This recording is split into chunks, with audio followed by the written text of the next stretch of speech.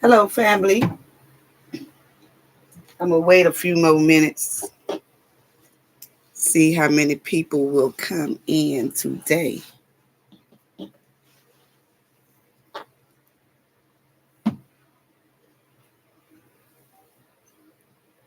What's going on, Zavara? Hello. I know if I don't come on by 7:30, 7:30, I ain't coming. Anytime after 7:30, I'm not coming. Yeah. I had to get some things in order. I'm telling you.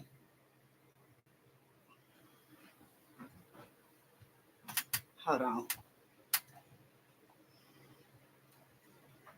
I'm going to be right with y'all in a minute. Yeah, but if I'm not coming by 7:30, it's the wrap, family. It is the wrap. But I was pushing it, though. I was pushing it. Y'all already know I was pushing it. I was pushing it today.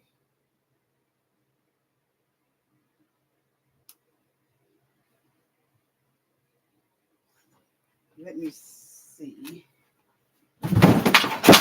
Y'all, I'm knocking over stuff. Everything out of order today.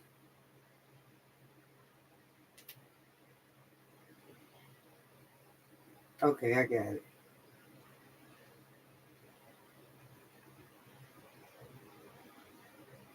Be patient with me, family. Be patient with me. Let me see. I don't even see it. I don't even see it on here that I'm even. I wonder if they letting people know. Yeah, I see it now. I wonder if they letting people. Cause I'm telling you, family, this Diddy thing, they acting real crazy. Uh,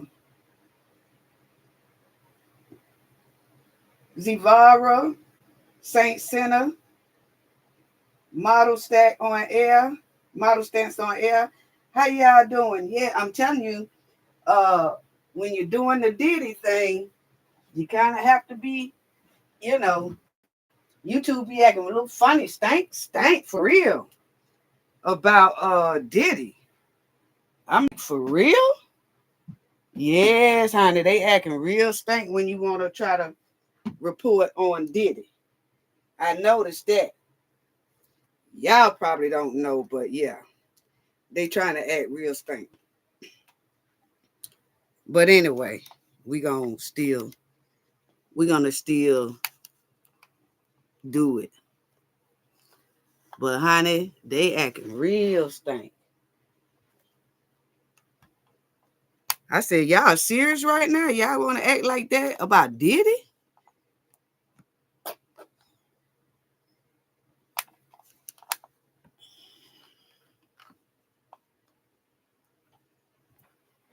How y'all doing tonight, though? You know, I said, like, if I don't come on, then it's the wrap. That's if I don't come on. But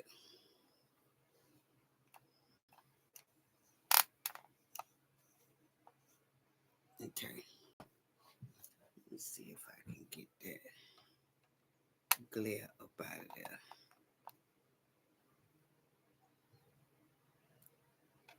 They was being real funny about Diddy. I have to tell y'all about that another time. But far as Diddy is concerned, I don't know, family. Because YouTube really acting funny when it comes to his commentary. Because a lot of people been saying that.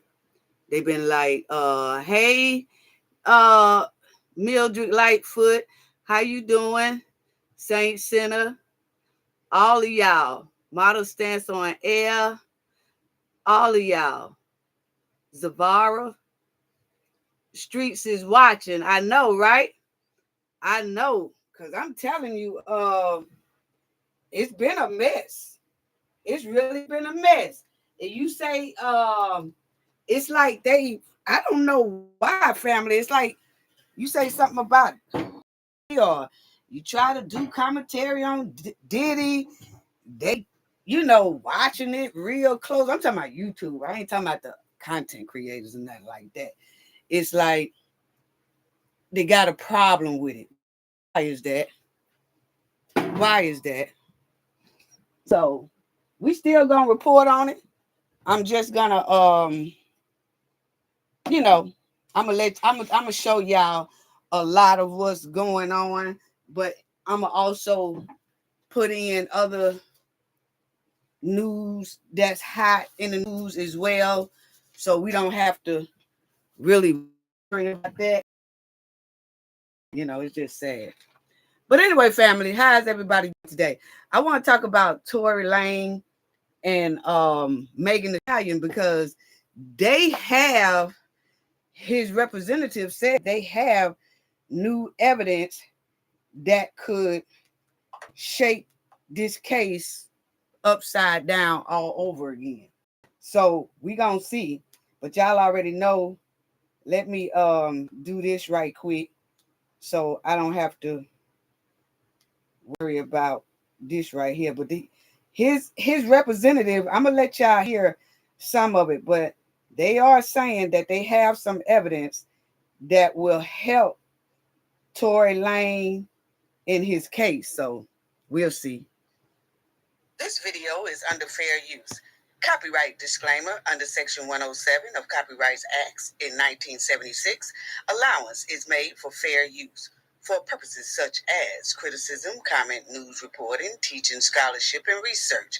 Fair use is a use permitted by copyright statute that might otherwise be infringing.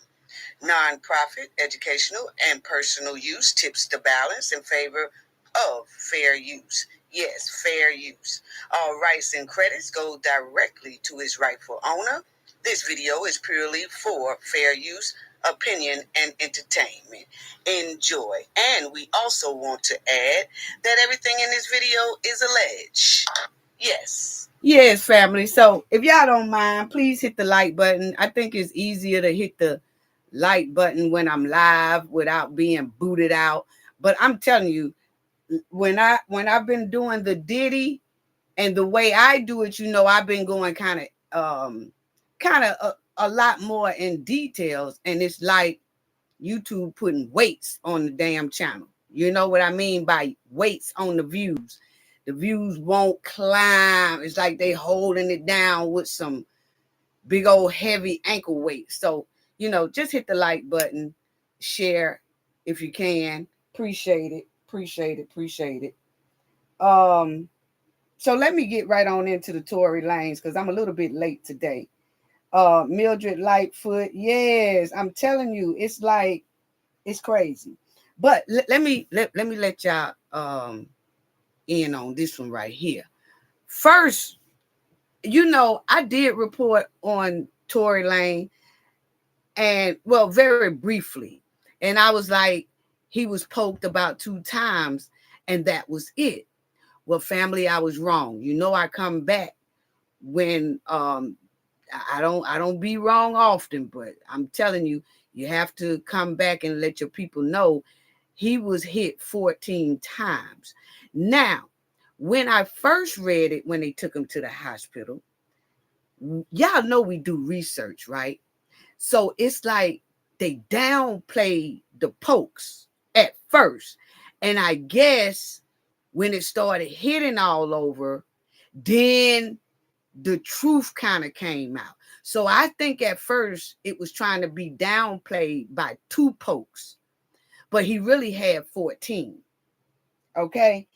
And because we did see that. And then when you go back to try to find that, it's gone. It's gone. It was originally said 2 pokes when it first happened. Guess they were trying to like downplay the little thing. Or unless when he went to the hospital, they saw it was a lot more. I don't know, family, but it stinks to high sky, okay? So I'm finna put some bumper cards in the chat too. Let me put some bumper cards in the chat. Okay, so he was hit 14 times inside of that jail. He was airlifted. Okay, he was airlifted to the hospital. And it was kind of hard for him to breathe as well. And what his father said, he's doing a little bit better. And we glad of that.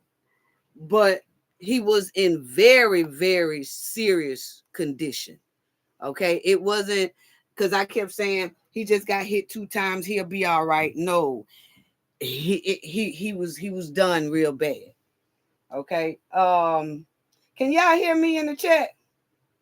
Let me see what's going on here. Let me see. Can y'all hear me in the chat? Tell me, can y'all hear me in the chat? Because it might be, because it looked like it's not, let me see. Okay, Saint Sinner says she can hear me. Okay, Saint Sinner says. Okay, thank you, Saint Sinner.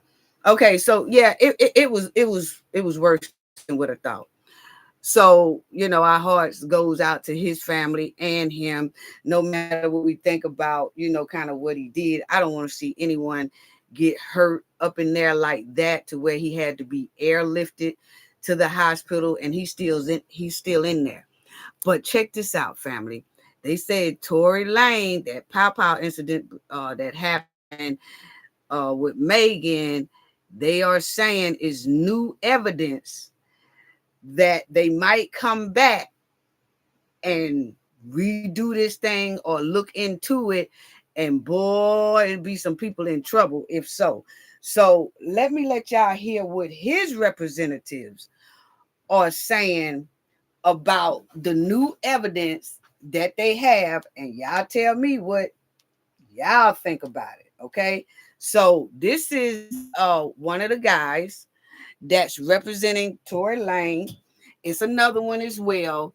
But this is what they said, how they have come to this new conclusion of what happened, what they saying is going on with Tory's case. So listen. We are here today to bring to your attention some information Unite the People believes is exculpatory in Mr. Daystar Peterson's case, professionally known as Tory Lanez. Recently, we've been made aware that a member of the media, Mr. Gianno Caldwell, was working on an op-ed for the New York Post regarding Mr. Peterson's innocence. During his work on that op-ed, he became aware of some information in Unite the People's possession regarding a statement that was given to Unite the People by someone with information relevant to that case. The New York Post recently reached out to the prior district attorney, George Gascon, Megan Pete and her representatives, and Kelsey Harris and her representatives. The only party that responded last week was Megan Pete's representatives with a request for more information. A few days later, Mr. Peterson's brutally attacked in his jail cell. Unite the People represents Daystar Peterson and his appellate process. Now, did y'all understand what he said right there? He said they had been gathering new information and that they have some type of evidence. Don't know if it's audio evidence or is it hearsay evidence. He won't say, but he say they have some evidence that the chick who was in the car with Megan, was Megan's best friend or whatever, that during the trial of Megan and Tory, she was in an Uber with her husband and they was talking and she was saying that she did that to Megan. Okay, that It wasn't Tory, it was her. But she's under the fifth because she pled the fifth. Okay. So this is what the Uber person said, that when they was in the car, that girl Chelsea said this inside of that Uber, and he heard it. Now, did he get audio of it? Don't know. But the representative won't say, they won't give all the information. They just say they have some type of evidence that she did say that inside of that Uber during the trial. Okay. Now, he said that when this came out, they had started preparing stuff and they were sending stuff to the district attorney. They also sent some things to Megan and her representative and Chelsea. He said nobody replied to what they was talking about. Like, hey, we need answers on this. We got new evidence saying that this was said by you, Chelsea, or whatever. He said nobody answered their request that somebody needs to answer it. Nobody answered it but Megan and her representative. Then they asked Tory representative, which is on the screen, send us some more information about that there you talking about. And the lawyer said that the representative, I'm not going to say he's a lawyer, he's a representative, and they said that they didn't send all of it, but they sent enough to show them that this is what was said and, whatever. And he said a couple of days later, Tory was attacked in the jail. Okay. I don't know if he's speculating that Tory's, what happened to him in there had something or connected to what he's talking about, the case about the new evidence that he say they have on this Megan and Tory case. Okay. So that's just what he said. M. Mac, salute. Joyce McFarley, how you doing? Salute to M. Mac, moderator in the house. Yes. So listen to him one more time, because that's exactly what he is saying. Okay, check it out. We are here today to bring to your attention some information Unite the People believes is exculpatory in Mr. Daystar Peterson's case, professionally known as Tory Lanez. Recently, we've been made aware that a member of the media, Mr. Gianno Caldwell, was working on an op-ed for the New York Post regarding Mr. Peterson's innocence. During his work on that op-ed, he became aware of some information in Unite the People's possession regarding a statement that was given to Unite the People by someone with information relevant to that case. The New York Post recently reached out to the prior district attorney, George Gascon, Megan Pete and her representatives, and Kelsey Harris and her representatives. The only party that responded last week was Megan Pete's representatives with a request for more information. A few days later, Mr. Peterson's brutally attacked in his jail cell. Unite the People represents Daystar Peterson in his appellate process. We filed an appellate brief and a writ of habeas corpus on his behalf. The district attorney's office has already responded. The case is fully briefed. We're just waiting for the appellate court's decision. We were willing to wait for the appellate process to play out. But given that brutal, unprovoked attack, we felt it necessary to come here today to provide you with this information. It is our intention to make a request to the governor to either pardon or commute the sentence of Mr. Peterson, so that when he recovers from this attack, he's not returned to a jail cell, but that he's allowed to go home and recover. Okay, so they have put in an appellate to the court, meaning that, hey, look at this. We have this. We want to set, I guess, to make it like another trial or something and see what they say. But they was going to wait on that process to play out. But given the fact he said that Tory was attacked, they are pushing the appellate to get Tory, like while he's waiting on that, he's able to come out of there or either put somewhere else. I don't know. He didn't say. But I'm gonna let you listen to the other guy who also talked about this case and what they have found and what was kind of raised some concern to them. So I guess they have all this information as well inside of the appellate requests. Okay. So check it out. Joyce McFarley said setup job.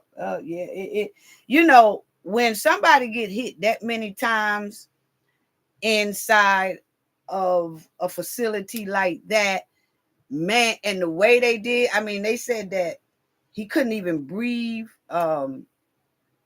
His lungs had, kind of collapsed in and things like that.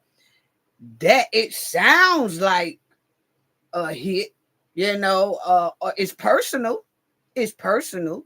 That's what it looks like. It's very, very personal. So, I don't know.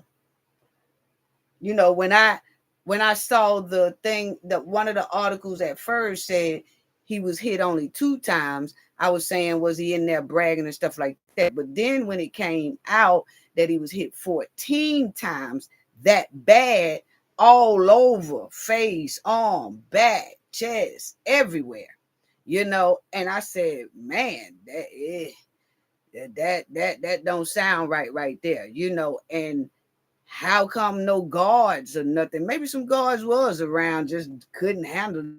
I don't know. But anyway, listen to what this next dude say about what they found. And this is him. And he's going to tell you what he said.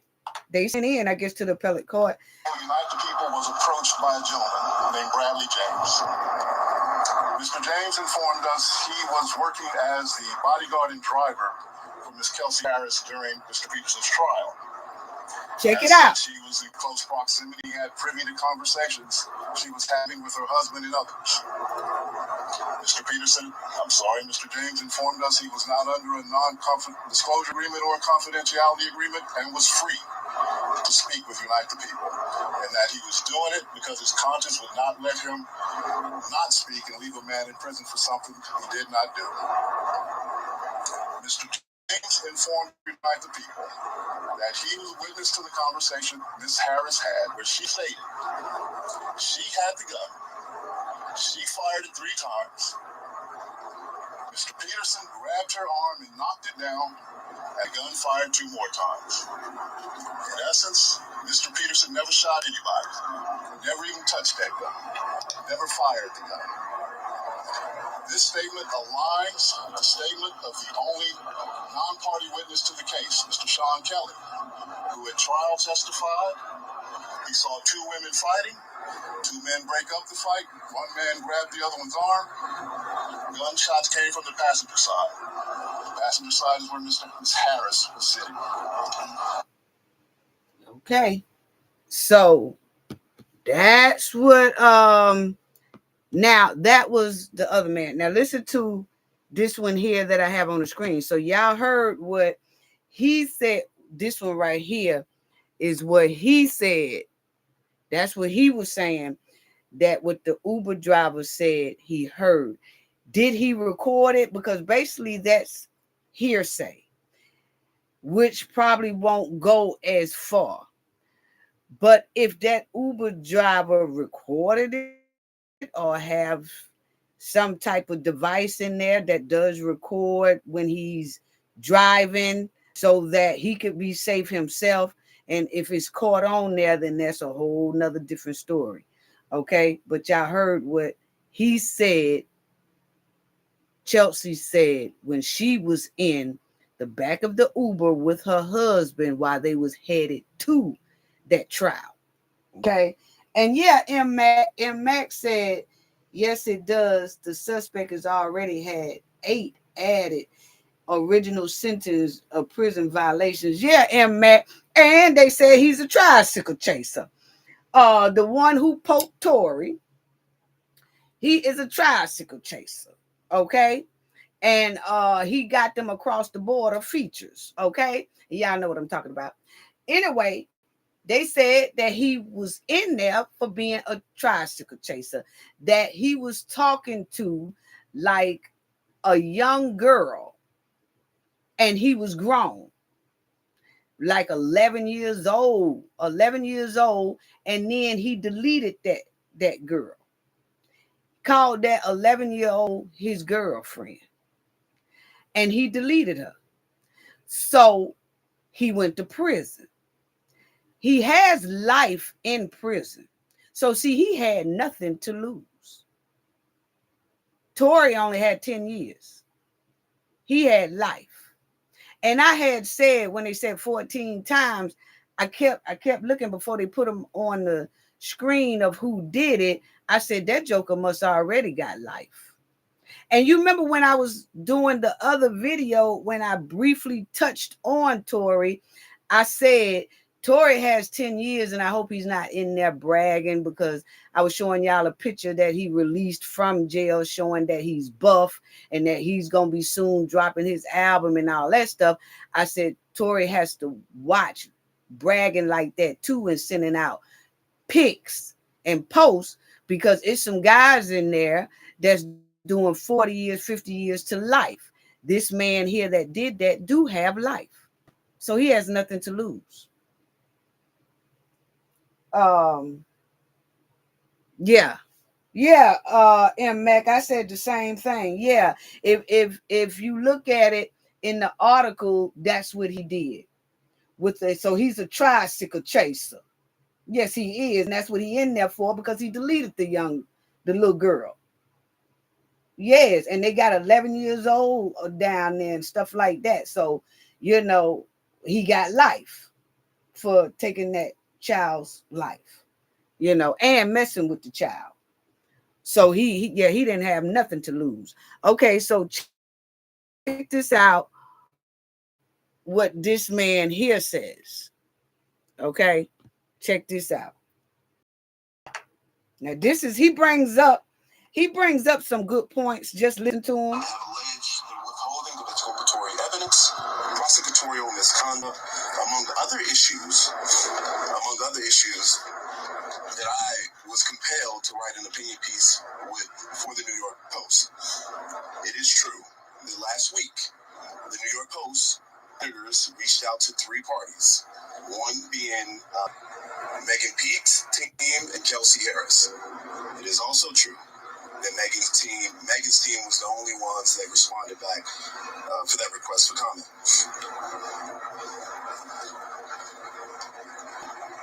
I had some glaring questions, and that was the reason for this op-ed.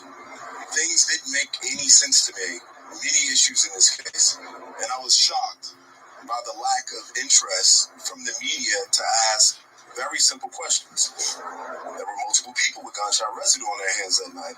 Why didn't all individuals have the residue tested, their DNA tested on the weapon? That's a legitimate question. According to the prosecution, Tory was excluded from the clip of the gun, and according to Tory's defense team, they said DNA analysis showed that there was a 0.01% chance that Tory touched the actual gun itself. Another piece that stood out to me, the call that the prosecution alleged Tory made confessing to a crime.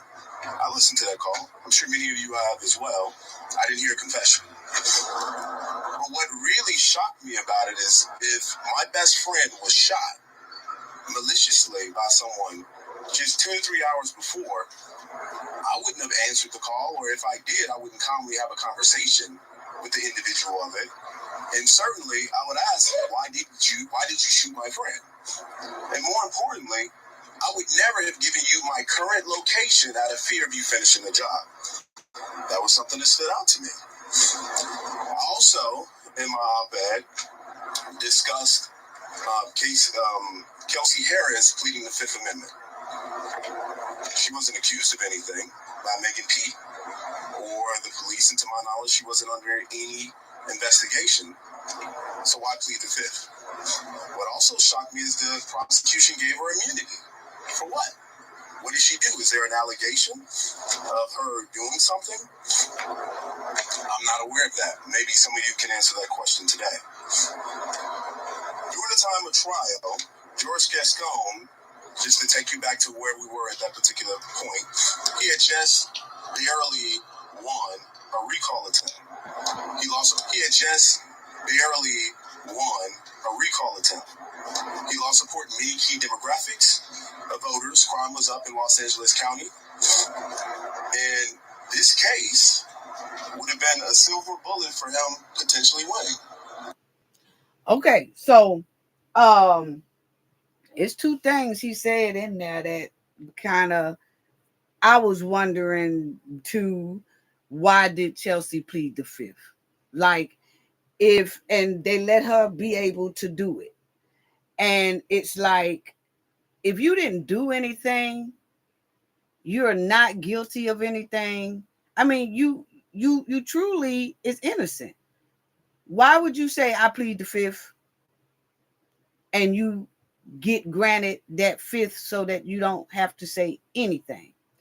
Pleading the fifth sometimes saves a person from incriminating themselves. So I always did wonder that. Now, I'm not a fan of Tories because it's a lot of things, but I have to be fair. I have to be fair when I'm reporting on things. I look at both sides. That's how you stay with integrity, is when you be fair. Just because I like a person, I like Megan, but I just can't just always point out things on her side when it's a case going on. You have to look at both sides, and you have to tell both sides. But the thing is, I was always wondering why she took that fifth. The second thing is what he mentioned, that the lawyer that Tory had is normally a good lawyer. He win cases. And it's a lot of things that he allowed in Tory's case. They say allegedly he never allowed in any other case that he represented someone, any other client that he represented. Like, he was stone cold hard. He didn't let nobody get away with a lot of things that he kind of allegedly was laid back and kind of let a lot of things go. What could have helped Tory is kind of what they're saying. I'm just going off of what this man here is saying. That Tory lawyer, the reason why Tory hired him is because he's like, he on top of his game. He don't let nothing go. He be on it, like one of those pit bull lawyers. But when it came to Tory case, it was like, allegedly is what they're saying. They feel he was laid back and lost this case. So they asking that question as well. They are questioning how he handled that case. M. Max said it definitely sounds like he has grounds for it, but how long would that take? His life is currently in danger. Yeah, M. Mac, that's what I was just saying as well. And that's what the guy who talked before him, before this guy, that's what he was saying, is that they are, requesting to the DA and to the governor. They have put in a motion of, hey, we have new evidence, and this is what we see, and this is what happened, and this is, and they saying that they normally wait till that process plays out, which take a couple of months. But they said by Tory, that incident happening to him in the prison, they are pushing now and asking the governor to step in and look at what they just put in as supposedly new evidence to try to get Tory up out of there when he gets released from the hospital, until they decide if they're going to do this thing over or not. And so I just noticed, M. Mac, that they were saying because you asked that question. I mean, you were saying that statement.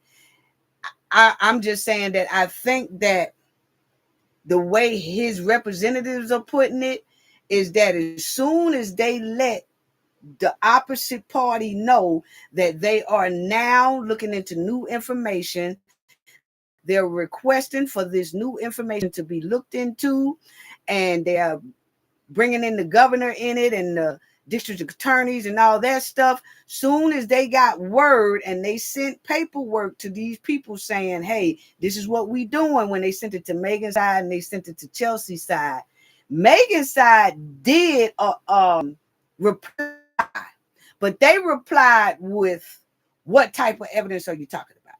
So I think they sent them some of it, but not all of it. And what they're saying is, a week later, Tory was this incident happened. Now that's what they're saying. It could have something to do with it. It might not have nothing to do with it. But what they're saying is, right after they sent it in to all parties, something happened to Tory. So that's why they want to hurry up and get him out of there when he gets released from the hospital. Is California going to do that? I don't know. We'll just have to wait and see. But they did put in a request to the governor and to everyone who matters, like district attorneys and things like that. So,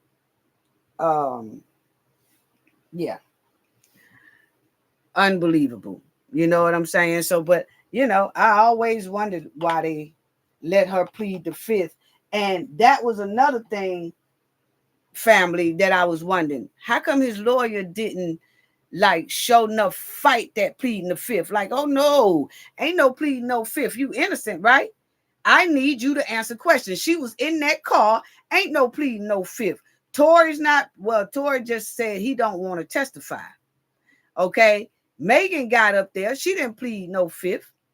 So why is this person, who's supposed to been just riding along, tagging along, her and Megan had an argument or whatever. That's what they say it started over. But I'm saying, why are you granted to plead the fifth? So, I mean, a lawyer should have just stone cold just went off about that. And I mean, even if they had to write to the state, you know, commissioners and all them like that, saying, hey, look here, I'm a holler mistrial in a minute if this girl can keep having the fifth. I need for her to talk. This is an unfair trial. If the people who was in the car can plead a fifth, they the ones who can say what they saw and all that. So I guess that's another thing why they said, I'm trying to figure out why his lawyer didn't raise a big stink about it. I didn't hear where, and we covered Megan and Tory case too. I didn't hear where he raised a big stink. Okay, family. But anyway, Matt.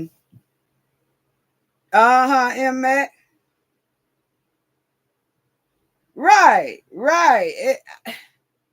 It's just suspect. It's really suspect. It's no way. I'm gonna tell you right now, Tory Lanez should have jumped up and just fired the man. Right. You know what? I take my chances doing this myself.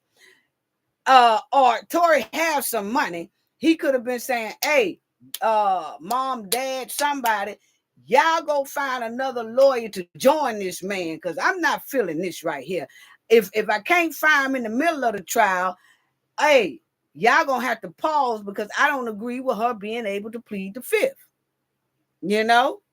So I just don't know why Tory just didn't go up there and just say himself, I ain't do it, so and so did it. But I guess they trying to keep this code where they don't want to tell on the other one. They'll just rather the evidence show that that person did it or whatever. No. You done got up here and plead the fifth, and you was in that car with me. And if I say I didn't do it, but I really know you did it, you really know you did it, and you getting up there trying to plead the fifth, that's basically saying I'm going to stick your ass instead of my ass. Oh, no, I would have jumped up real quick. No, ain't no fifth. She did do it. I'm sorry. Y'all call me what you want to, but she would have, She would have been told on that day, you not finna, because that's a slap in the face by her saying, I plead the fifth. That means I'm not helping Tory and I'm not helping Megan. I ain't helping nan one of them. Why is that if you innocent? So move on. I just don't understand it. I just don't understand it. Now, Chris Brown done went over there in Europe family, and he done messed around there and got hemmed up and got arrested over there in Europe. Why was he over there in Europe? Y'all would say, okay, because he is doing his tour. But if you look at it, I'm gonna let y'all see this right here because I was tripping out on this. It says Brown was sued by some man, AB, and that was in November 2023 over alleged brawl that Chris Brown allegedly had with this man. Now, this man said that Chris Brown really did him in real hard, okay?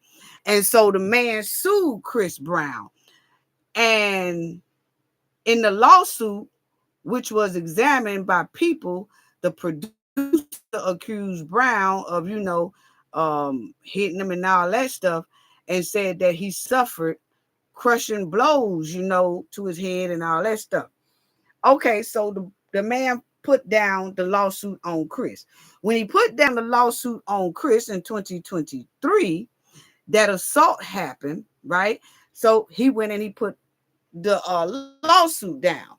Well, it says Chris tour promoter previously filed a motion to strike parts of that man's lawsuit. The motion was denied April 2024. Now, they saying Chris representative or his producer or his promoters, they sent in something, I guess, to London. Chris was over here, I guess, in the United States at this time. But the boy filed the lawsuit in London because that's where it happened. And so when they got word that the lawsuit is on Chris, when his promoter put in a motion to, hey, we want to kind of dismiss or strike some of this stuff he's saying, London said denied. That was in April 2024. Now, the Mirror was the first one to report on Brown's arrest today because he got arrested today. He was reportedly apprehended at the Lowry's Hotel shortly after arriving in the country via private jet. The Metropolitan Police are based in London, but reportedly traveled to Manchester to arrest him. Okay? Now, my thing is, family, if Chris was over here at the time in the United States, when this reporter sends in or his promoter sent in a file saying, hey, I want to strike that motion on whatever this dude talking about, is some of this stuff we don't agree with, take it off and things like that. And then London said denied. So that means when they deny it, that lawsuit is still going on, right?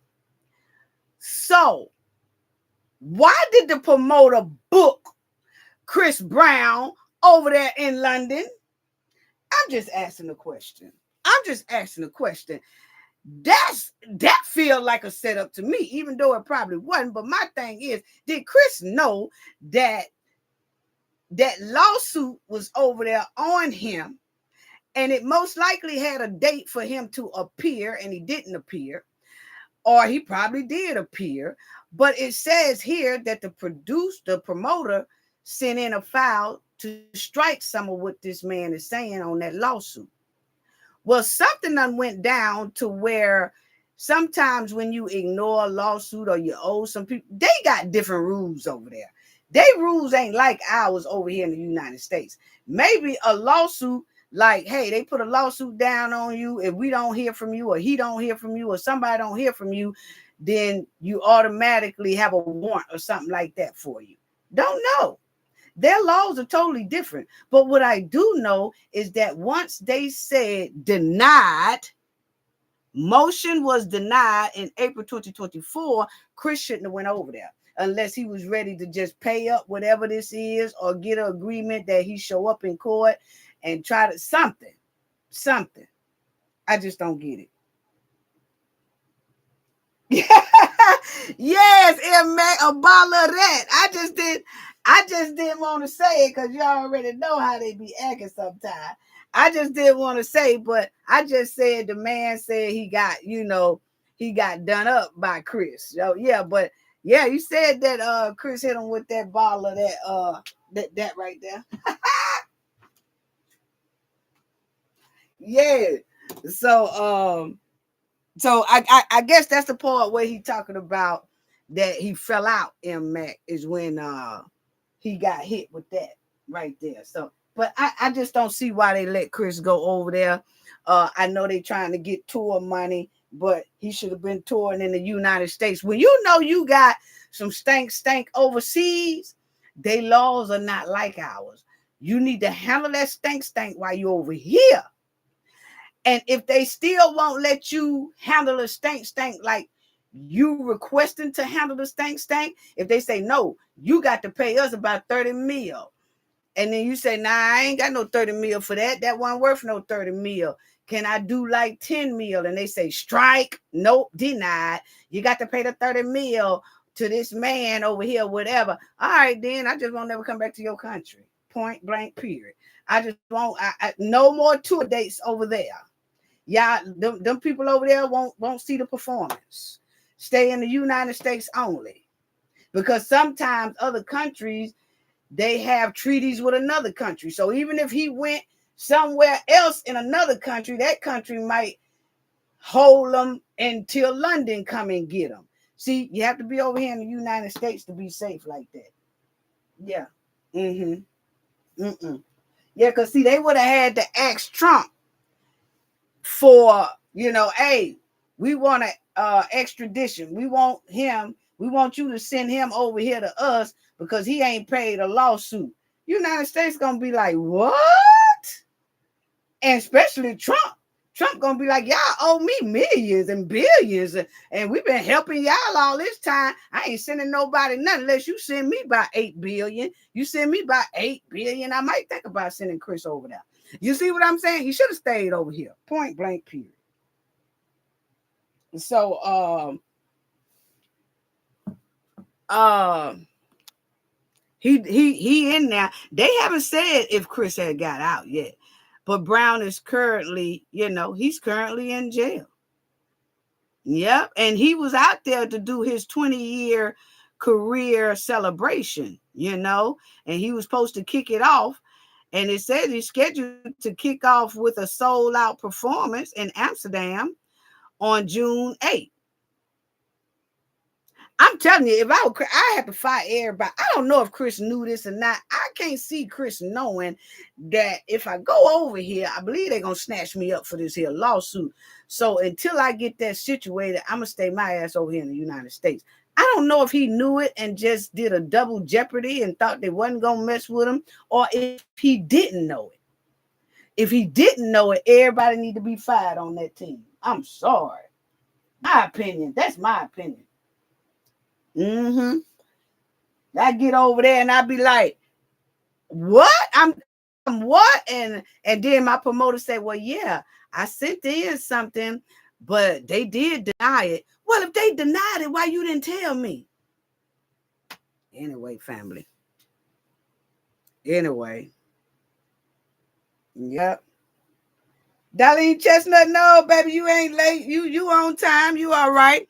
So that was the deal with him. Now, we had already said, family, I had already told y'all that the defense team was going to try to eat Cassie up. I had already told y'all that. I told y'all, I said that defense team is going to try to eat Cassie alive. Yes. And they did. They tried it. So check this out.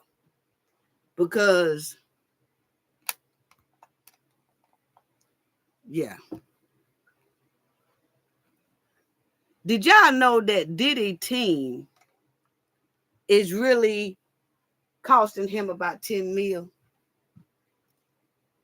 They said that's the minimum that his legal team is costing him about $10 million. Jerry Lipcomb, how you doing? How you going? Try stink over in Canada. You could be in jail forever, just like the states in Georgia, in the United States and America. Yeah, right, Jerry Lipcomb. Yep, I'm with you. I'm with you. Yeah.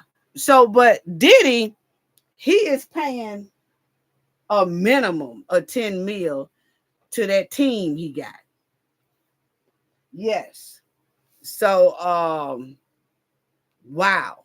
But at this trial, I told y'all that they was gonna try to hand it to Cassie, and they was gonna try to. I was hoping that she would be able to handle the pressure that they was gonna put on her, because they gonna put something on her. Now,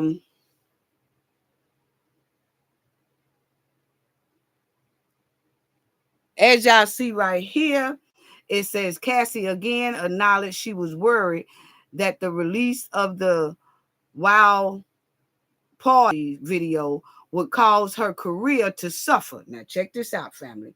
She was telling them that she was scared that those things was gonna cause her career to suffer. She was then asked from her perspective what happened to Combs after she filed her lawsuit, and whether it would be fair to say his career was ruined. The defense, the prosecutors objected to the question, saying it called for heavy hearsay and speculation, but was overruled. So Diddy team again asks, you understand his career was ruined, right? I could understand that, Cassie said. So what they did was basically try to say, when Cassie said, well, I ain't want those tapes out there because I didn't want my career to suffer. So what they saying is, well, how about Combs' career? When you did the lawsuit, his career suffered. She was like, yeah, I understand that. I could understand that. So what they was trying to say is that, okay, so you didn't want the tape to come out when you was with him because you didn't want to jeopardize your career. But when y'all split up and you went your way and he went his, all of a sudden you want to tell everybody about what was going on with you and Combs, because now you don't have to worry about your career. You could just mess up his career. That's basically what they were saying. Like, she did somewhat of a selfish move because they felt like if you could do it now, you could have did it then. Basically. Mm-hmm. That's basically it. And I knew that they was going to try to, pin it on her. And I kept saying, I hope she's strong enough to handle that defense team, because that defense team that Diddy got, they ain't gonna even care about your feelings for real like that. Now, then Cassie, she giggled on the stand as she read a 2007 message she wrote before the message was read to the jury. So she was reading the message that they told her to read, but she started giggling before she read it. And Cassie said she was giggling because the message was from 2007. Now, another thing,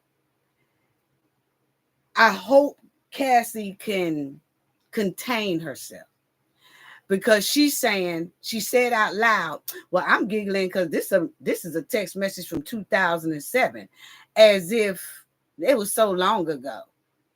You know, you don't want to get sassy. And then the jury will see you got a sassy attitude. We didn't ask you how long ago it was. We asked you to read the text message, okay? So then you will start showing your personality and your snappy ways. Y'all see what I'm saying? That's what the defense wanted to do. So then you will see we only had 1 week together and it's been the best and worst. Cassie wrote in the message. I never felt so safe and loved. I feel protected in your arms. You're one of the sweetest, most sincere people. Grateful you've chosen to be part of my life. That's what the text said. Who knew I'll fall so fast?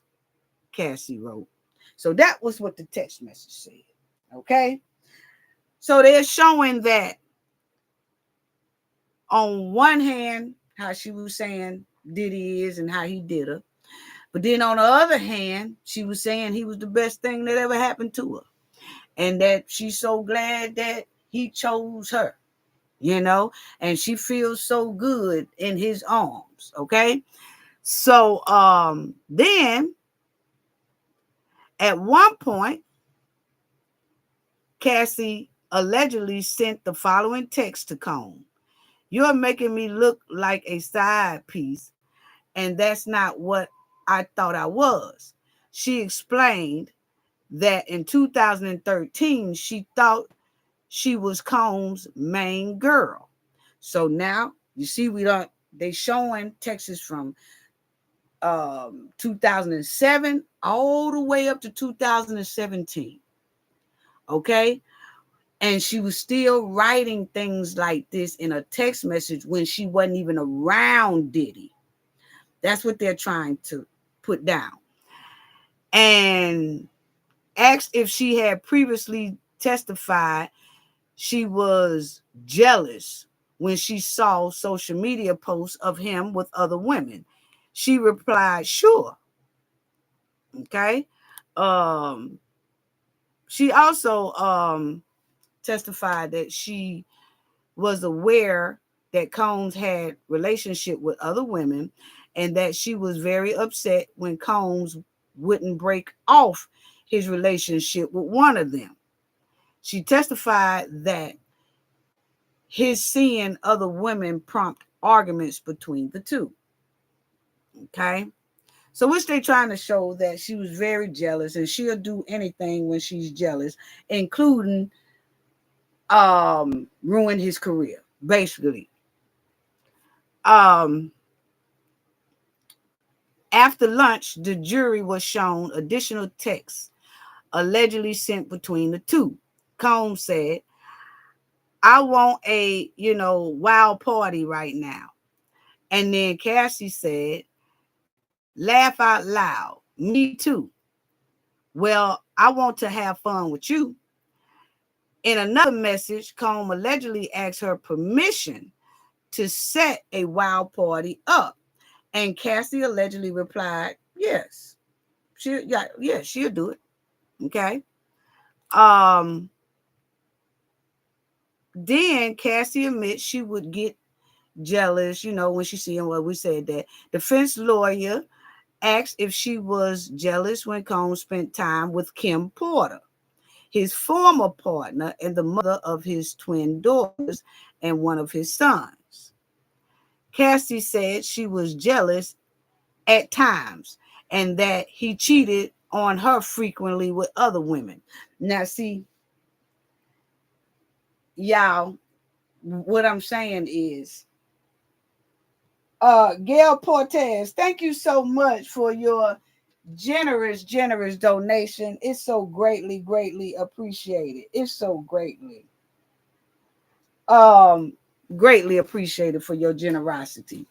But check this out. This is what I'm talking about. Y'all see how they asked Cassie a question, and what she did was she answered the question, but jumped right back to say, He was messing around on her too. That's not what they asked you. You see what I'm saying? And the jury looks at that. You see how, because the question was, you jealous? Was you jealous when Combs spent time with Kim Porter? All you had to do was say, yeah, of course. You know, any woman would if she see her man with somebody else. That's it. But to say, you know, it's like she snapped back and she said that he cheated on her frequently with other women. It also shows that she's snappy. You see what I'm saying? Like, that's not what they asked you. So,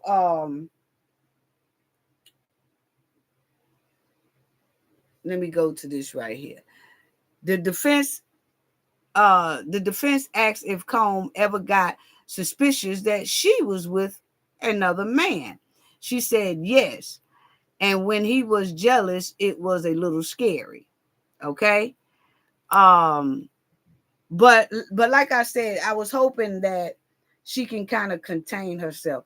And what you don't want to do is snap, because now you're showing the jury your side of you can kind of be out of control too, okay, with your mouth and everything else. Okay. So then it says the defense team is reviewing dozens of messages between Combs and Cassie. They highlighted messages from Combe, which seemingly gave Cassie the option not to participate, including one that said, if you're not into that, no problem. So you see what I'm saying? They're showing text message of Diddy telling her, hey, if you don't want to do this, no problem. Now, whether he meant that or not, we don't know. You know what I'm saying?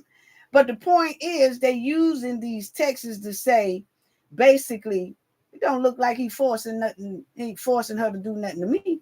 He said, if you want to do it, fine. If you don't, no problem. So, I'm just giving y'all two sides of what the defense is trying to do. Okay.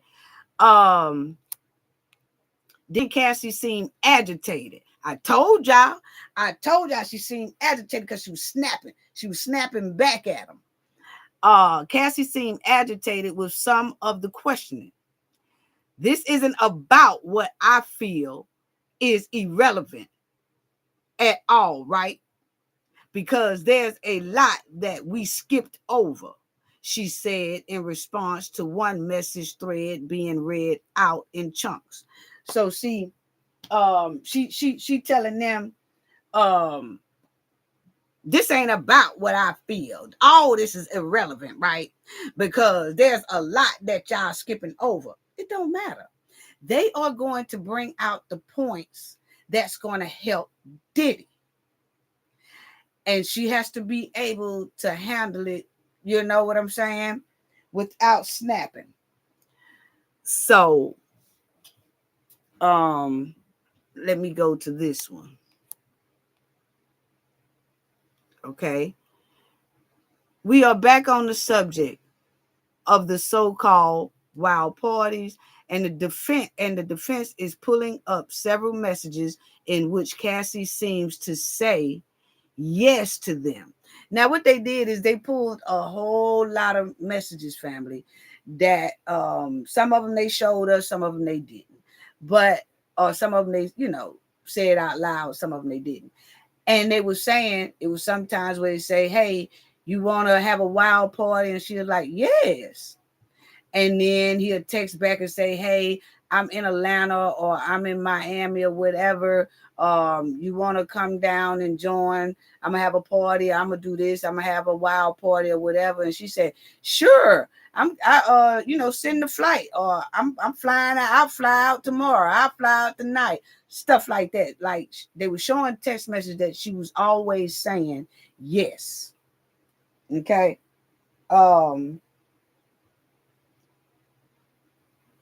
M-Mac, M-Mac, Yes, she had to maintain her composure. Yeah, she really do. You know what I'm saying? You really do. And I know some of those questions is gonna be hard. And we had already talked about that. And it seems like her lawyer would have told her, hey, they're gonna try to make it look like you condone just about everything, that you consent to almost everything. Just stay strong and just answer it yes or no, and that's it. Or either if you have to explain it like this, and that's it. But anyway, they showed that Cassie also wrote this. I Combs, her they showing Texas of them. I love our wild parties when we both want it, she says in an old text to Combs. See what I'm saying? Cassie tells the court that the texts are just words at this point. See what I'm saying? You can't get up there and act like this because now you're showing family. You know what I'm saying? Like you might not like to see those texts. But at least you say, yeah, I said that before he started knocking on me, you know? And that's it. Yeah, I did feel like that before he started knocking me all across the house. Something like that. And now it's up to them to say, objection, Your Honor. She can't be saying that type of stuff. She can't. I keep on saying it. Y'all keep on asking me. I keep on saying it. I'm not a hostile witness. I'm just saying, yeah, I did feel like that until I was getting thrown around the Escalade. You know what I'm saying? That's all. But see, what Cassie is doing is snapping. And she said, like she said there, Cassie tells the court that the texts are just words at this point. They didn't ask you that, you know? So Darlene Chestnut says she should have been prepped. Simple answer, yes or no. You're right. I feel the same way too. My opinion is your opinion is the same as my opinion. So but we said that, Darlene.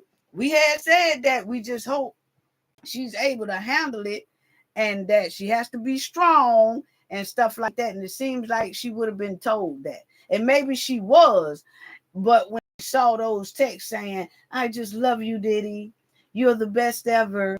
Oh, yes, I set it up for you. Oh, yes, I'm on my way.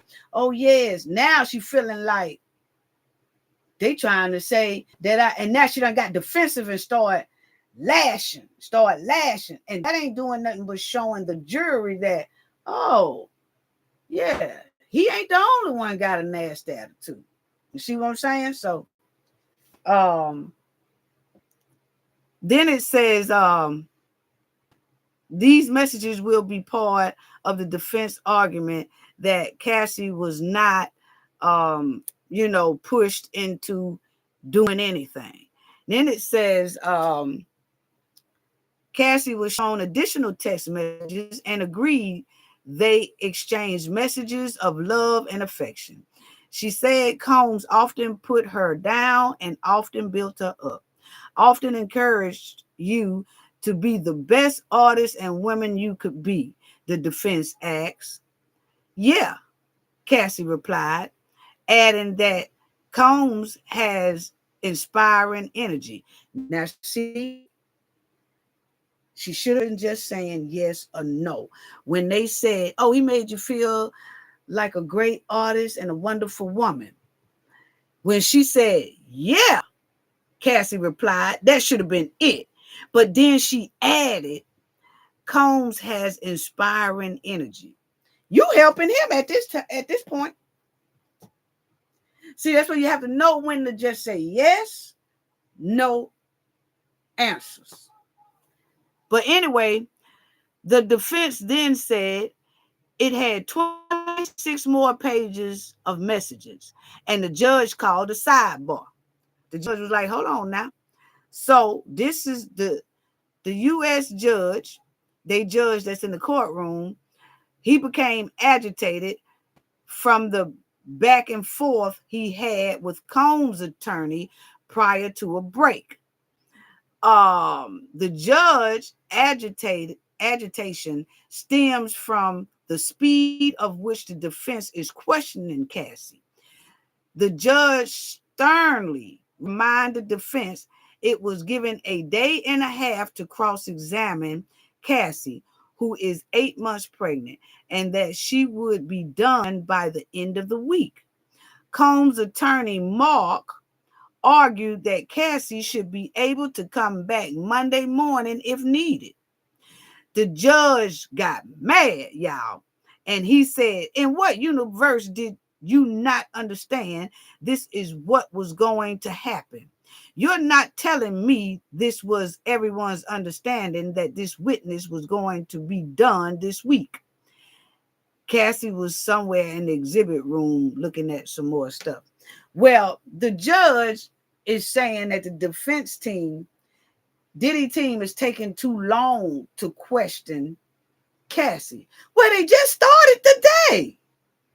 This was their first day questioning Cassie.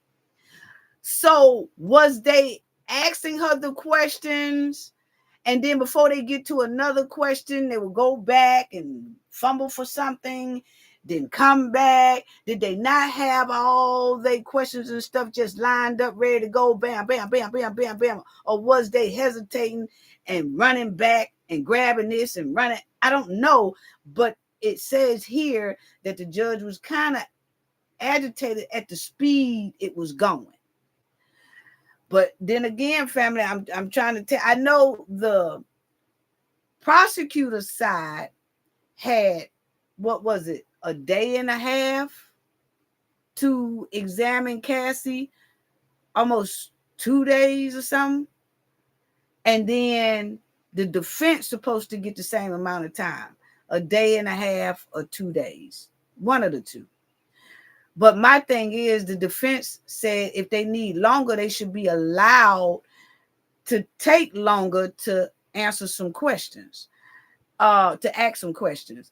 But the judge not feeling that. So something tells me that somewhere along the line, because I don't know if y'all remember Young Thug case.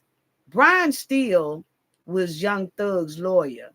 He always put in motions for a mistrial when he felt the judge wasn't doing right, or either the other side wasn't doing right.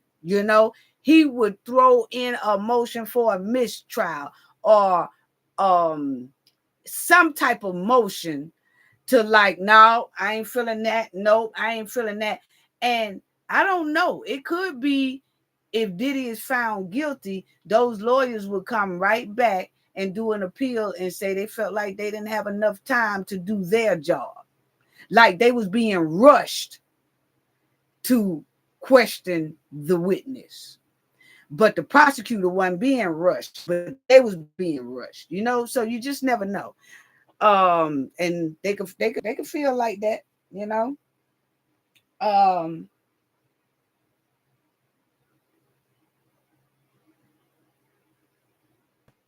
Oh, I see what y'all saying. But anyway, so that was it on that. But that's Diddy's defense team.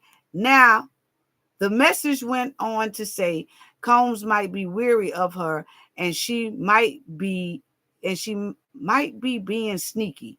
She called herself a spoiled brat, dramatic, disrespectful. She wondered if a friend of hers might be better for Combs, that she might make more sense for him. So in this text message, you see that Cassie is saying that she could be a brat, she could be disrespectful and all that. And then she says in the text that maybe he might be a better fit for one of her friends instead of her. And she says, I'm hurt you think I'm a, like kind of a toxic person. And that's what Cassie wrote. She added she felt sad Combs didn't feel like she's the right one, and that she really does love him, and that he is very important to her. So as you can see, that she wrote in the text that she feel like she's not the right one for him, And it looks like he didn't really want to kind of be with her, because she said it must have been something going on where she said she felt sad. Combs didn't feel like she's the right one for her. So he must have said, you know what, you're not my type. I think I'm gonna go ahead on and leave you alone. You know what I'm saying? And she wrote in her text that he basically did say that to her. So the defense is basically trying to say, okay, it's plenty of times that he was saying that you wasn't his type, so why didn't you leave? Instead, you saying you kept coming back, but you supposed to have been so hurt. That's basically what the defense is doing to her. Okay. Um, I'm just giving y'all a defense side, okay? Um, well, I'm what they trying to strategize here. And then Cassie was asked about the sneaky remark and whether it referred to her cheating on her then boyfriend with Combs. Cassie said that could be. Asked whether she thought Combs had an attraction for her friend. Cassie said there was a point in the beginning, but she doesn't remember ever talking about it. Okay.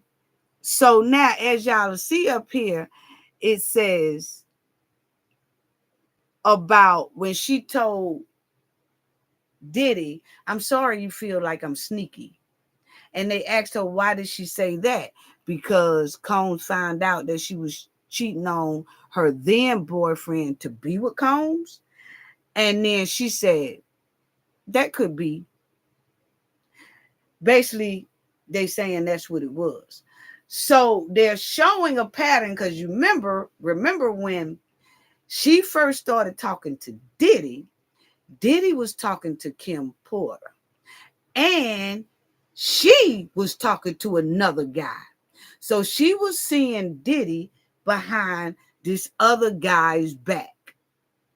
Okay. So they are saying, then you remember when her and Diddy kind of fell out, was off and on, she was going with Kid Cudi behind Diddy's back. So they're saying she has a habit of doing things behind people back, Diddy back, and stuff like that. So on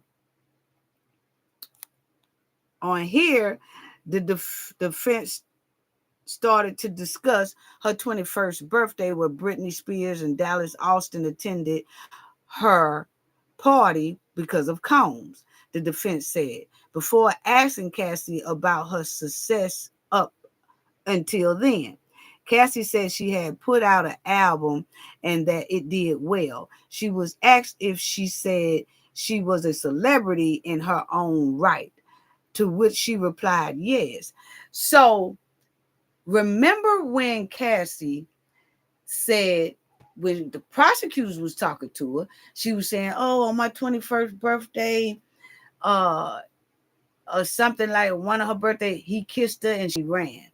Well, according to this, the defense is showing, did he be throwing her a big birthday party, Britney Spears and all that, and she was there chilling. She didn't say one time that she ran and all that stuff. Okay. So a message from 2009. Let me see what y'all saying. Uh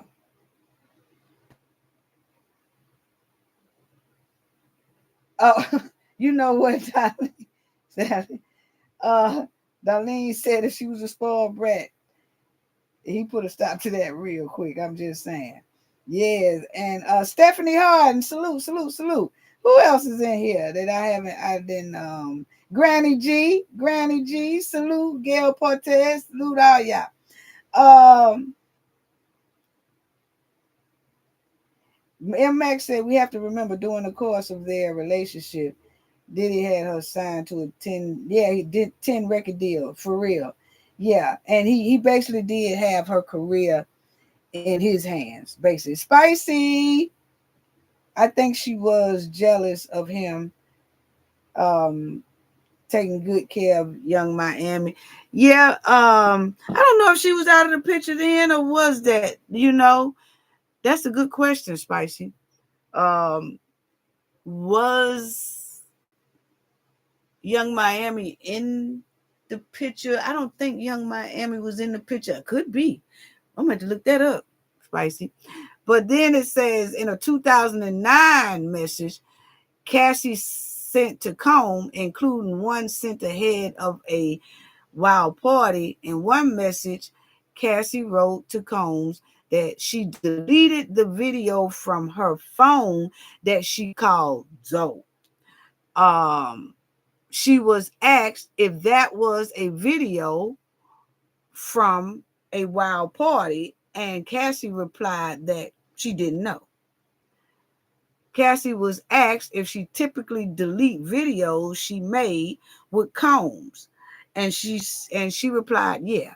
So what they did, their family, is Cassie sent him a letter or a text saying, I deleted one of those videos that we did, but that video was on point, basically. And then they are saying, okay, do you typically delete videos that y'all do together? And she said, yes. So then that means you delete videos that you agree with or you liked, and videos that you don't agree with and don't like. You see what I'm saying? Like, it's a catch 22 there, like she is saying one of those wild parties was off the chain, that, she liked it. That's what they mean by, oh, that's dope right there. She was saying it was on point. So they trying to show the jury like she had no problem with it, even though she did later on down the line, or she did at the beginning. We don't know, but they just showing this text to try to throw that wrench to the jury that, look, she said it's on point, you know. So she enjoyed it just like he did. Basically, that's what they're saying. And in the below exchange, Jewel referred to a person that participated in the wild parties. Now, Combe texts Cassie. This is a text. Friday it is. I wish we could get Jewel here. Cassie says, LOL. Maybe we could. We don't know him that well, though. Then Combe said, want to call him and fill him out? Then Cassie said, yeah, I do that. Okay. So you have to remember that when she was saying at first, nah, I was kind of pushed to do that, and I didn't want to do that or whatever, or things like that. In this text message you hear saying, yeah, I call him up and try to fill him out or whatever. So that's basically what they're trying to do here. Cassie was asked to confirm if she wrote to Combs that Combs made her a better woman, daughter, sister, so on. Cassie said yes. That she couldn't wait until they had a baby. And she said this on Father's Day. And that she loved Combs with all her heart. And she said, yeah, she did say that. Then Cassie confirmed she felt the relationship was special because not a lot of people got the time with Diddy, and that she really felt in love with him and was like a shadow for a little while. Cassie testified her relationship with Combs was much different than any relationship she had before. It was passionate. Okay. Um, Cassie was asked what she meant when she said he was a larger than life personality. He's a charismatic, big personality and everything. Really loved, she said. What made Cassie fall in love with him The defense asked. Cassie said the beginning happened so fast, but the more time I spent with him and got to know him, what she thought was his real personality came out, and she liked who he was. Cassie called him sweet, attentive. So that's what she said. Okay. Um, the defense added, and see, once again, um, when they asked her that, um, she didn't say anything like, well, at first, when I met him, he was loving, caring, great personality and all that. And then he flipped on me in such and such year. 5 years later, I seen a whole different person. She didn't say that. You see what I'm saying? She was supposed to have been able to say that there, but she didn't. And she probably wasn't thinking about it, but the defense was riding on that. And the defense showed additional text between Combs and Cassie. I love you so much, it makes me cry, one read. I'm so happy we fell in love, read another one. I don't need your money. I need some attention, Cassie wrote in an email to Combs. I'm thankful, but I can pay for these things myself. Cassie was asked if it was important to her to get more special time with Combs. Yes, she replied. Okay. Um, then the prosecutor asked um, if she knew she was special to Combs, which is why it hurt so much when Combs lied to her and cheated on her. Cassie said yes. You keep coming back to him for 11 years, the defense team said. You put up with all that because you thought he truly loved you too? No, not every time, Cassie said. Some text messages between them were displayed. One from Combs to Cassie said he was happy she'd fly to Atlanta just to see him. That he was a lucky man and he missed her and loved her. I'm a very lucky woman, she replied. I miss you so much.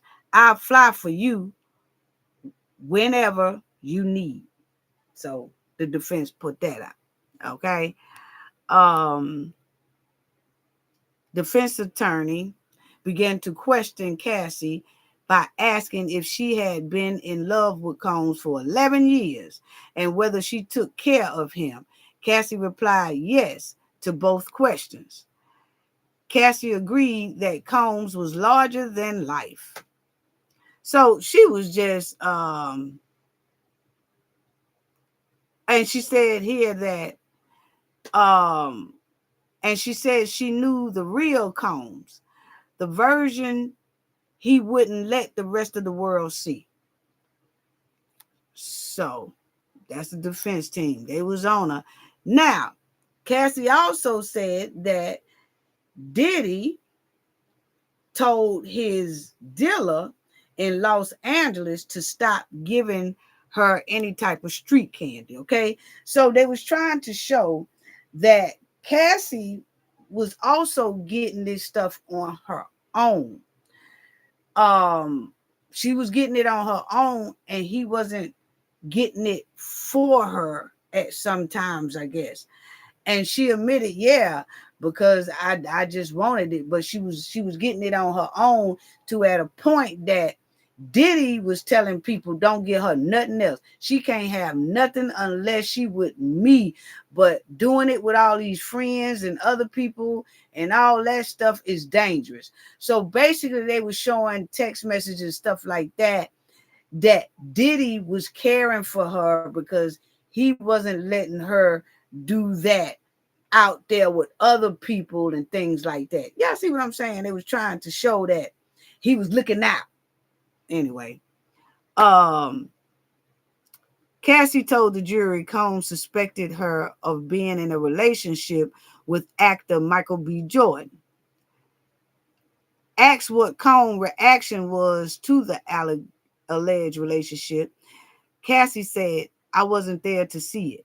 So now, as you see, they keep showing that Cassie is with Diddy, but she is also being involved with a lot of guys while dealing with Combs.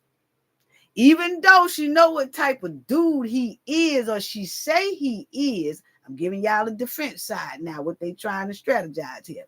Even though you know what type of guy he is and he's a jealous guy, you still be going with Kid Cudi. You had a secret relationship behind Diddy back.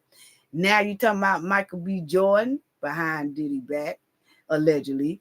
And then you saying you was talking to a guy when you start dealing with Diddy, and you was doing that behind this guy back. And the guy that I want to tell y'all this too. The guy, allegedly, this is what come out in court. The guy that Cassie was talking to before she was started talking, like right when she started talking to Diddy, she had a boyfriend, right? They said that dude was 10 years older than Cassie. So if Cassie was 19 when she met Diddy,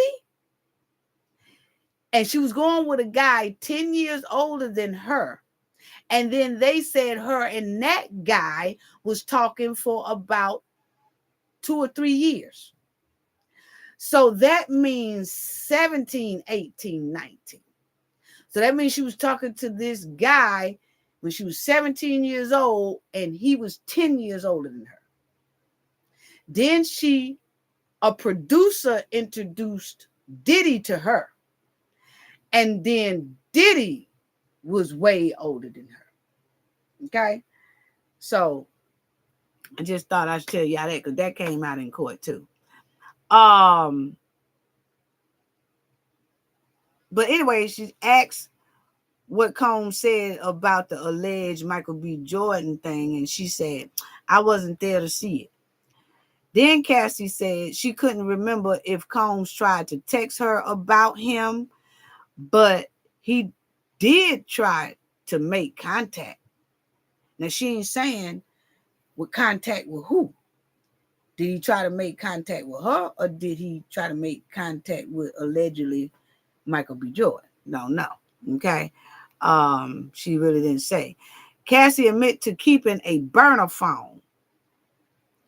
Okay. While she was dating rapper Kid Cudi to keep the relationship private and away from Combs. I thought it would be a way. I thought it would be way too dangerous if he found out, she said. As she was dating Kid Cudi, Cassie says she continued to have wild parties with Combs because to her it was a job. I don't know, family. I did that. That's you see what I'm saying? Um, they're showing that she's doing a lot of sneak stuff too, and she's messing with other people just like Diddy is, and it's also showing that even when she talking to another guy, she running over and having the wild parties as well with Combs and behind this guy here back. So let me see what y'all saying. Um yeah, Darlene said he was the one that got allegedly so. Spicy, both of them had to be tossed to be with him 10 years. Yeah, something, but that's how some relationships, it take a long time for some women to leave relationships, and it take a long time for some men to leave relationships, because it's some women out there that's doing the men wrong, as well.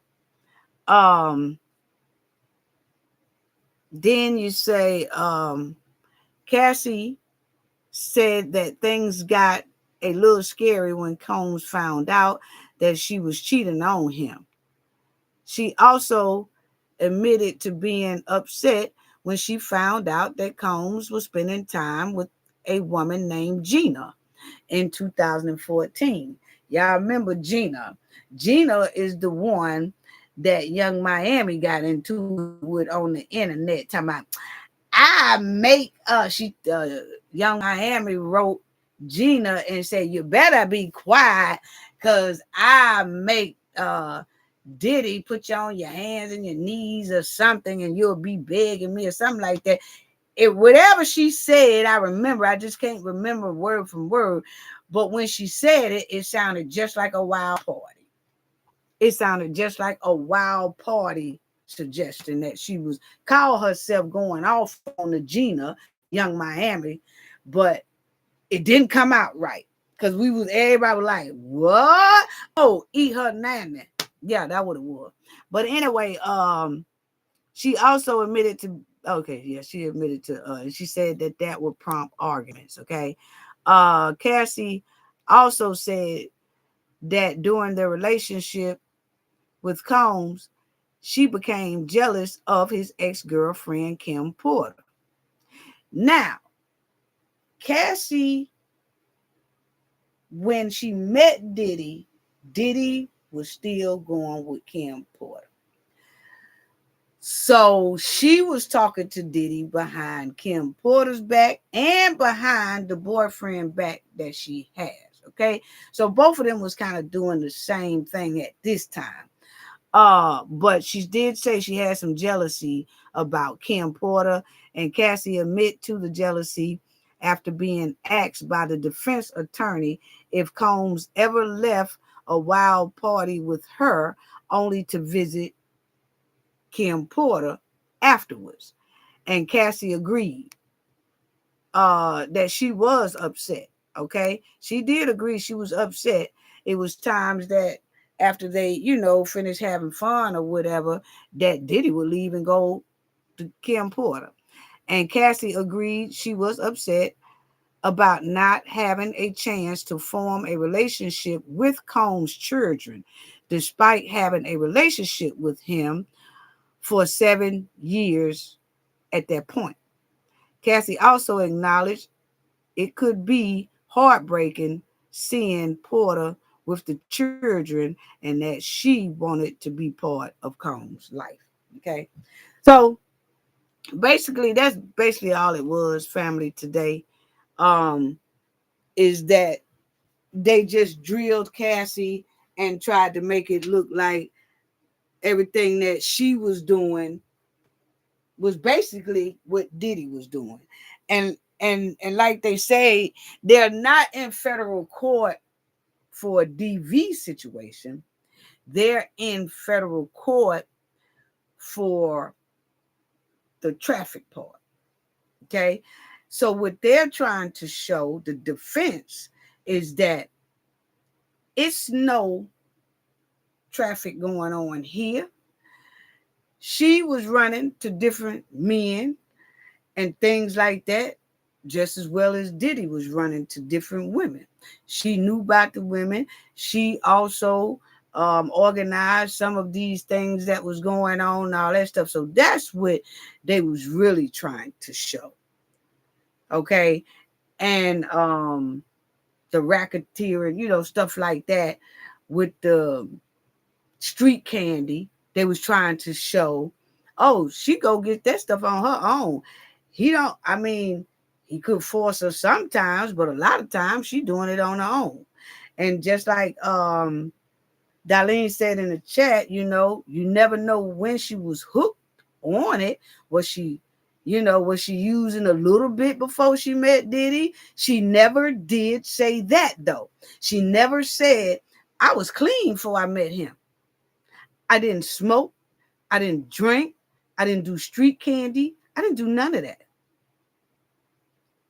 I've never heard that once in her say it to the prosecutors or to the defense. So that's why I really it would be kind of premature for me to say Diddy got her hooked on it, because I've been waiting for her to say, hey, look here. I've never did drugs before I met him. I've never did that, you know? So that would be powerful if she could say that, you know? Hold on, fam.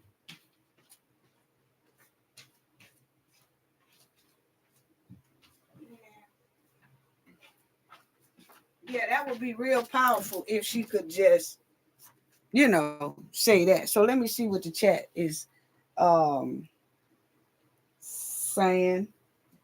But I really I don't know because normally the prosecutors would ask that, like if they could think about it, because me, I'm nosy, family. I really been wanting to know um well, how was she when she first got, because we clearly know that she was talking to a guy 10 years older than her, and she got a tattoo on her because they brought that up in court too, family, that she has a tattoo of the guy she was with before Diddy.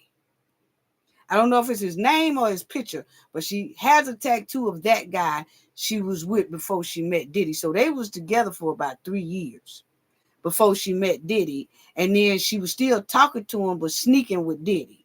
And Diddy was talking to her, sneaking behind Kim Porter back. So let me see what y'all saying in the chat. Darlene says, right. She's lucky she's still here. Yeah, yeah. And what was it? Something else? Now Cassie said that sometimes those wild parties lasted for 4 days. That's why they needed those IVs for dehydration. Um, Something else.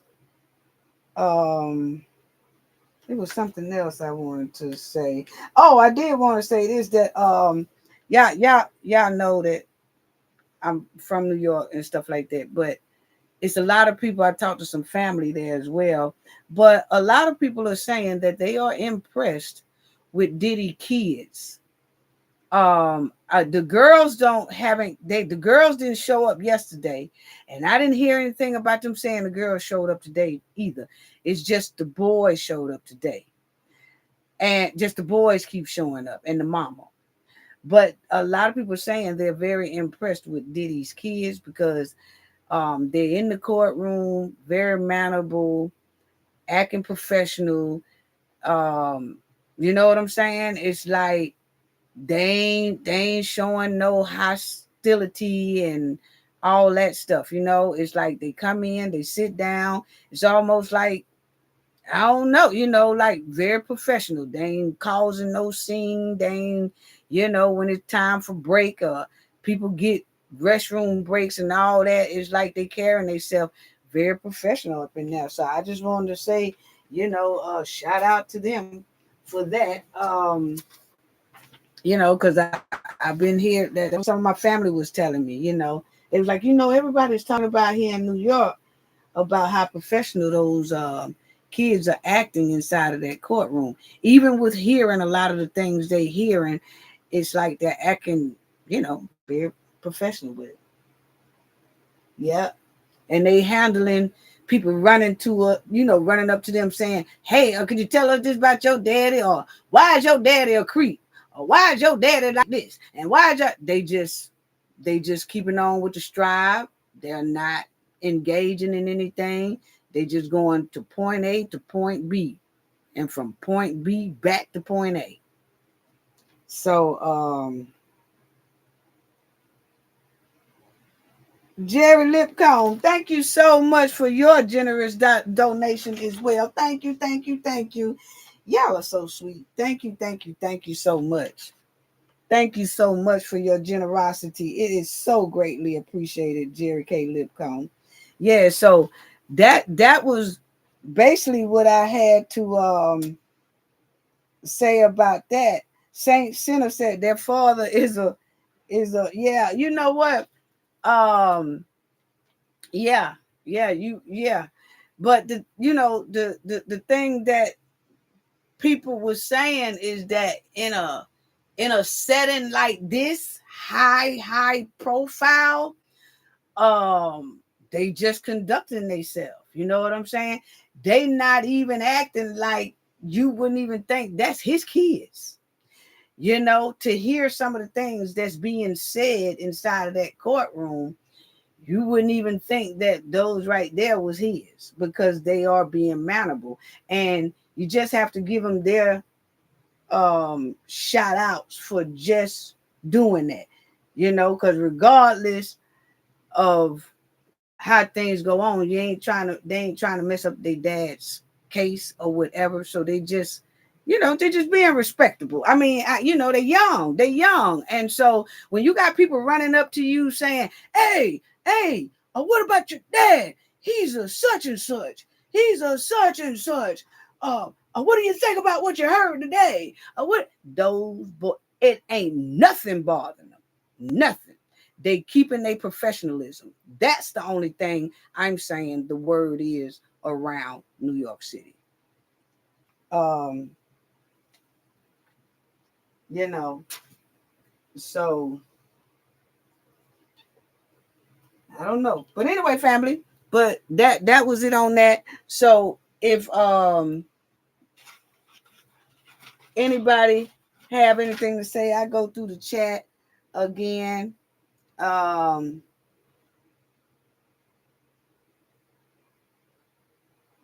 um I go through the chat again. Yeah, it's it's sad that all this is going down like this with those kids.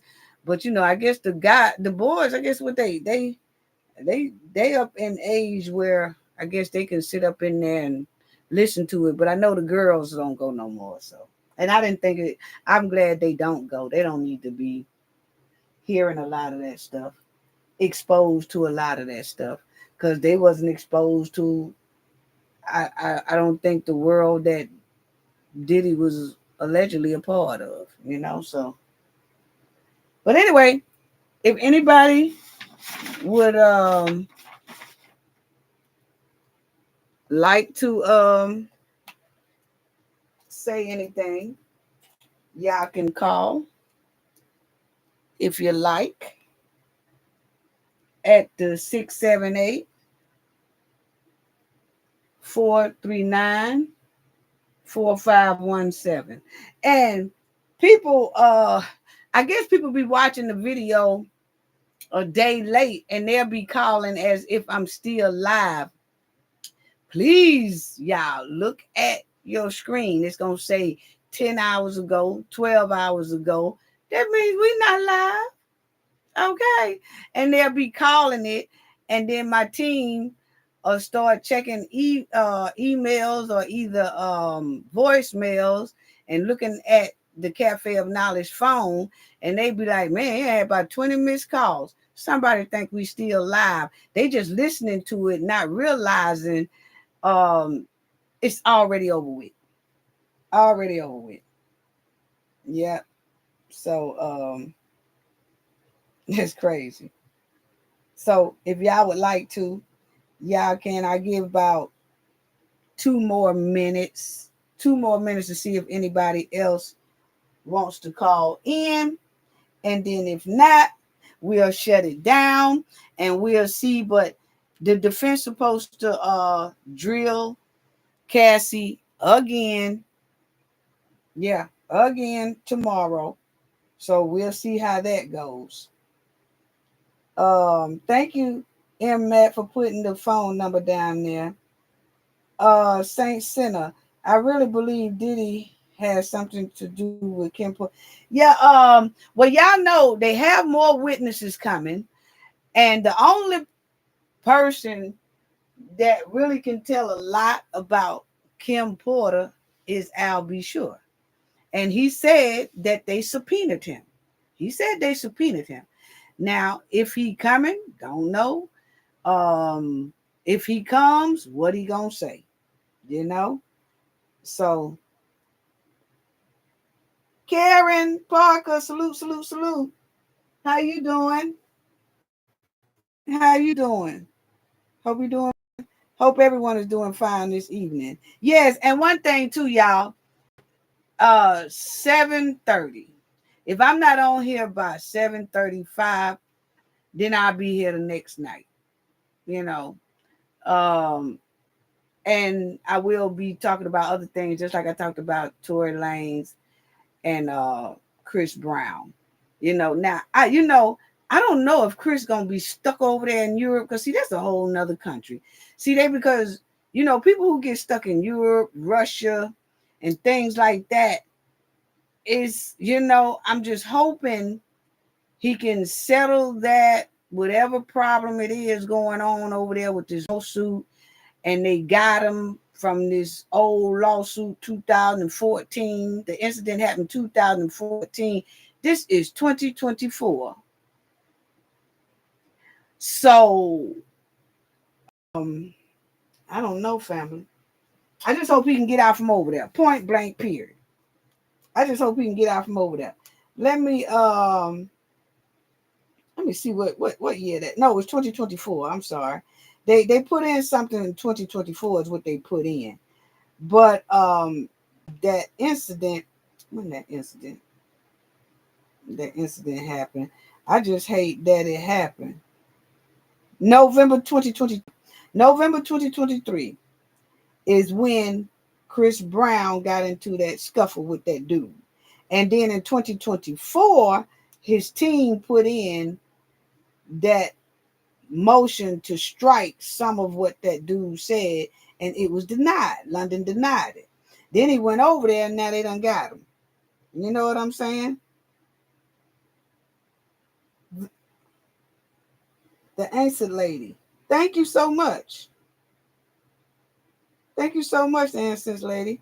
Thank you so much for your generous donation. Your donation is greatly, greatly, greatly appreciated. Thank you. Thank you so much. Yes.